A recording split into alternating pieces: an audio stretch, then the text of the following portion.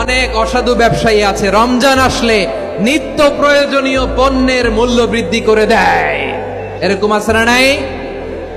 এগুলো করবেন না, মজুতদারি করবেন না, পণ্যের কৃত্রিম সংকট বাজারে করবেন না।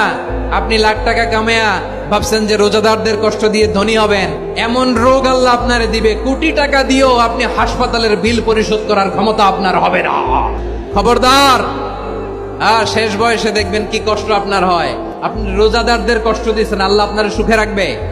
আল্লাহর দোহাই লাগে আমার ব্যবসায়ী ভাইরা এটা করবেন না। আরব বিশ্বে আমরা দেখেছি, আরব বিশ্বের ব্যবসায়ীরা সারা বছরে ব্যবসা করে, রমজানে ভর্তুকি দেয়। আর আমার দেশের কিছু অসাধু ব্যবসায়ী রমজানে গলাকাটা ব্যবসা করে আর সারা বছর সইটার উপর দিয়ে চলে। চিল্লায় বলেন ঠিক কিনা? করবেন না, এটা করবেন না। নিত্য প্রয়োজনীয় পণ্যের মূল্য বৃদ্ধি করা হারাম, পণ্যের কৃত্রিম সংকট তৈরি করা হারাম, মজুতদারি করা হারাম, রোজাদারদেরকে কষ্ট দেয়া হারাম। এটা করবেন না।